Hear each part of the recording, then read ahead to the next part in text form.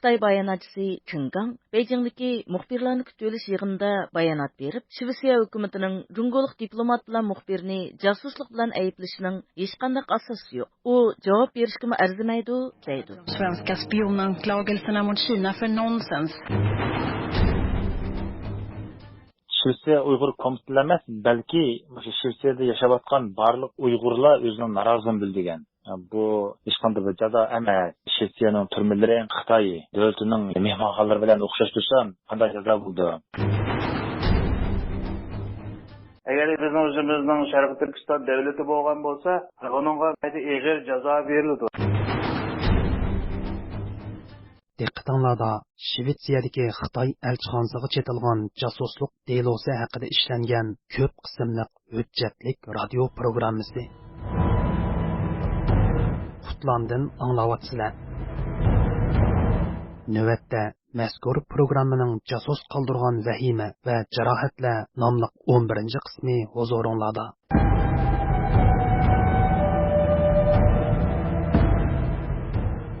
Jasus tutulib qonun bo'yicha sotqa tortilishining oldi keyinda Shvetsiyadagi Uyg'ur jamoati qandoq inkoslar bo'ldi. Stokgolmdagi Xitoy elchixonasiga chetilgan mazkur jasuslik delosi muhojiratda yashayotgan Uyg'urlarning siyosiy kurashlari va kundalik hayotiga qandoq ta'sirlarni ko'rsatdi. Xitoy hukumati 1 millionga yaqin askeriy kuchga ega, atom qurollariga ega, ya'ni 60-70 yil dilni ruslagan bir davlat bo'lg'achqa, endi shu chet ellarga siyosiy faoliyatchilar kelishdan ilgari, shu panohlik tilgichilar kelishdan ilgari, shu o'zininki go'mashlarini xili burun tikib etib bo'lgan deb tushunaman. Bobur Maqsudmi masalan 96-97 ketdi, bu odam shu butun Shvetsiyadagi yetilayotgan siyosiy hareketga cho'ng bir zarba, cho'ng bir tragediyani o'ylab meni o'tgan Allohga shukr Shvetsiya hukumati tunji qilib xalqarada bu jasni tutib shu qonun bo'yicha jazolab, mana hozir shu haqda programma ishlab xalqni texmo bu shalaqni o'stirish uchun bir boshlamchi bo'ladi, buni birovadi. Shvetsiya Uyg'ur ma'rif uyushmasining sobiq raisi Abdullah Ko'kyar apandi bu haqdagi qarashlarini davomlashtirib mundoq deydi.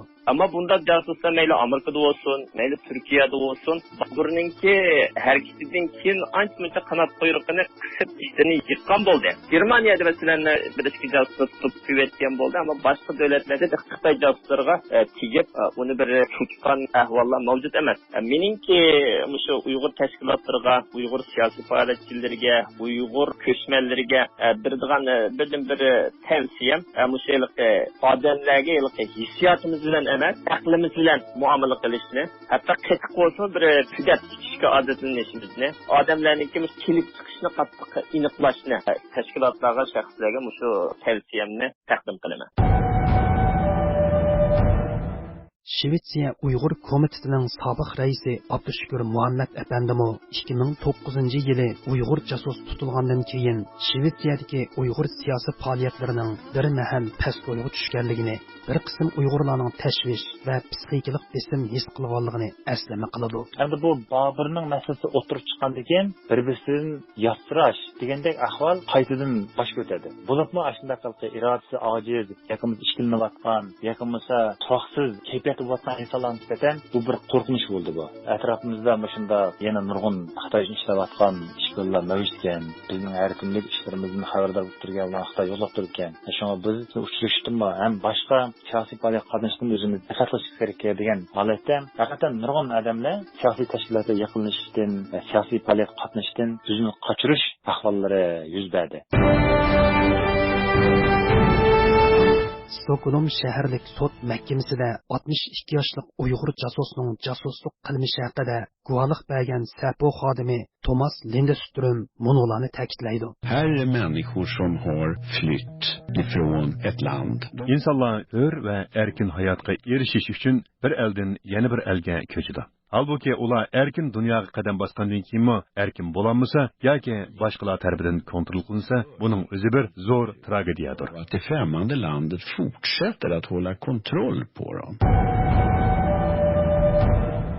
salbiy ta'sir olib kelishi bilan birga yanada bizga bir xil tajriba saboqlarni yakunlatdi desak bo'ladi. Chunki Xitoyning sirtda har qaysi davlatlarda josuslarning bo'lganligi bir reallik. Ammo kim qilyotdi buni bilish qiyin masalasi. Deytdi bu ish bu ish deb, ammo tunji qatim Shvetsiyaning buni rasmiy josuslik bilan qarlab, sotning oldiga chiqishi va isboti bilan uni kesishning o'zi bu og'zimizda deb yurgan gap emas, buning bir reallik bo'lganligini dunyoga va Uyg'ur jamoatiga bir qatim isboti bo'ldi buni. Dünya Uyg'ur Qurultiyi ijroiya komitetining raisi Dolqun Aysa Shvetsiyadagi Xitoy elchixonasiga chetilgan jasuslik delosining muhojiratdagi Uyg'ur jamoati ko'rsatgan ta'siri haqida munolarni ta'kidlaydi. Shuningdan keyin albatta Babur Maqsudning masalasi tunji qatimliq bir jasusning tutilish masalasi bo'lgandan keyin bu yerda hamda bizning milliy davorimizning nuqtai nazaridan ba'zi muhojir qarindoshlarimiz mutlaq iltijo qilgandan keyin ba'zi insonlarning misli demak bizning uchurlarimizning hammasi qaysi Xitoyga ketgandi, hammasining qo'rq chiqqanlari nimalar bo'lgandan keyin bular ichida biroz ansirash texmi. Demak hammani burun bunda deb yurish boshqa masala bir Pokiston tutilgandan keyin demak Xitoy hammanimizni biladi ekan u bu degan mandaq bir tashvishmi paydo bo'ldi. Shvetsiya Davlat xavfsizlik idorasining jasuslikqa qarshi delo analizchisi Wilhelm Unge mazkur jasuslik delosining Shvetsiya demokratiyasiga tahdid ilib kelganligini ta'kidlaydi. Använda sig av sina grundlagsfästa fri- och rättigheter, politiska aktiviteter. Mazkur jasuslik delosidagi jasus komandari shundaqli parda orqasidagi yoshurin tashkilotchilarning bir qator qilmishlari asos qonun orqali grajdanlarning so'z fikr erkinligi, siyosiy faoliyatlarga qatnashish huquqi ham erkin yashash huquqini kapolatga ega qilgan Shvetsiya demokratiyasiga eg'ir tahdid etgan. Den svenska demokratins Dolqun Aysa oxirida butun dunyodagi Uyg'ur jamoatiga munolarni xitob qiladi. Shvetsiyada Babur tutildi, Germaniyada 3-4 kishi tutildi. Ammo bu deganlik yalnız Shvetsiyada Xitoyning jasusi batdi, Germaniyada batdi, dunyoning boshqa yerida yo'q deyman. Bugun Washingtonda Xitoyning jasuslari bor, Turkiyadan bor. Ammo bular pashomidi. Bu pashomidi deganlikning o'zi u yerdagi jasuslar to'xtab qoldi va yoki jasuslik harakatlarini qilmadi yoki Xitoy bu jasuslarini ishdan chiqarib deganlik emas. Yana davom qilgan bo'lishi mumkin. Bilmaymiz. Ammo mushu ish milliy harakatimizning ichida jasuslarning borlig'ini chet elda muayyat yashayotgan qarindoshlarimizning normal shaxsiy hayotiga oid uchurlardan tortib Xitoy hukumatining qiziqadiganligidan iborat bir reallikni bizga baldab berdi. Qadrli radio anglag'uchilar, yuqorida Shvetsiyadagi Xitoy elchixonasiga chetilgan zo'r jasuslik delosi va uning bosh oxiri nomli hujjatlik radio programmasining jasus qoldirgan vahima va jarohatlar mavzuliq 11-qismini angladinglar. Washingtondan so'zlayotimiz. Programmani Qutlan hozirladi.